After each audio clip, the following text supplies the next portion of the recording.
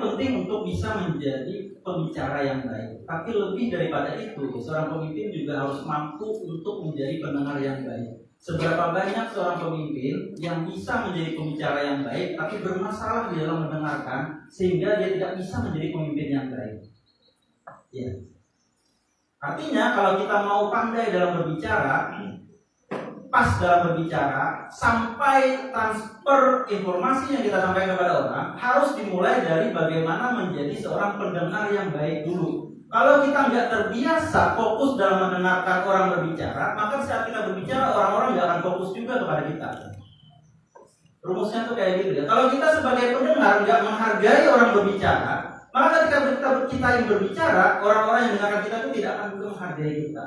Maka rumusnya tuh mulai dari mendengarkan dengan baik dulu, baru bisa menjadi pembicara yang baik bagi para pendengar kita. Jangan melupakan itu.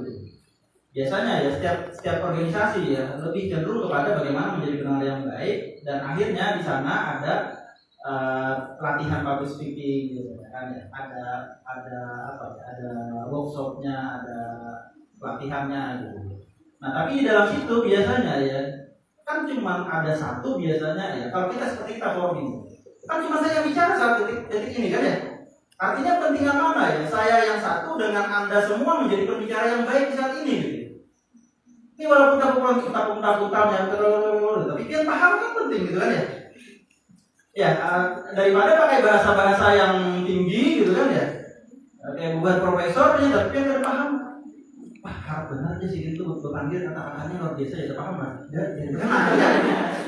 Ya hanya kata-katanya aja yang bagus tapi tidak paham. Kenapa ya? Karena kita tidak bisa memposisikan narasi kita supaya mudah diterima oleh orang lain. Ya, makanya Nabi Muhammad itu pun diutus dengan bahasa kaumnya, gitu kan ya? Supaya apa? Makna dari bahasa kaumnya itu supaya bisa dimengerti, dipahami oleh kaumnya. Kalau kita bicara di mahasiswa ya begini, kita bicara di TK, itu kadang-kadang kayak ini. Kita kadang-kadang mempersilahkan minum, ya silakan untuk dinikmati snacknya kepada anak-anak TK. Ya, ini anak-anak minum, anak-anak makan deh, kira-kira gurunya. Ya. Ini bicara dengan bahasa kaumnya, gitu. Ya, karena kita memahami itu, ya maka kita akan bisa menjadi pembicara yang baik, gitu. Yang suah TK merasa itu. Yang sudah jadi pembicara merasa itu. Akhirnya kita bisa memposisikan diri. Kalau audiensnya seperti ini, maka cara kita seperti ini.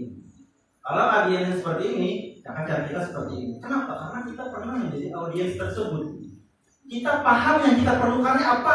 Sehingga kita di saat kita menjadi pembicara, kita juga paham mereka memerlukan ini, maka inilah yang saya sampaikan. Ya. Nah, ya, ini kan anggota katanya. Maka saya akan berbicara soal bagaimana menjadi anggota yang baik. Gitu kan ya. Kayak seorang dokter saya ini misalnya kan ya, ada yang sakit gatalan ke saya kasih obatnya obat jantung misalnya, kan itu rumput ya kan. Saya harus paham yang datang ke saya ini sakitnya gatalan gitu. Maka saya kasih obat itu obat gatalan. Jangan sampai saya kasih obatnya itu obat jantung gitu kan. Gatalannya ada ampe, jantungnya yang sehat jadi sakit karena dicampuri zat-zat kimia gitu kan ya. Ini masalah gitu. Nah, jadi mulailah dengan menjadi pendengar yang baik dulu, baru menjadi pembicara yang baik. Kita dikasih 2 telinga, 1 mulut supaya bisa lebih banyak mendengarkan daripada berbicara. Untuk bagaimana bisa menambah topik atau enggak kehabisan topik katanya tadi kan ya. Ya jelas ya, kalau kita banyak mendengar kita punya banyak topik. Dengar ceramah orang, dengar seminar orang, dengar khotbah, dengar guru menyampaikan, dengar dosen menjelaskan.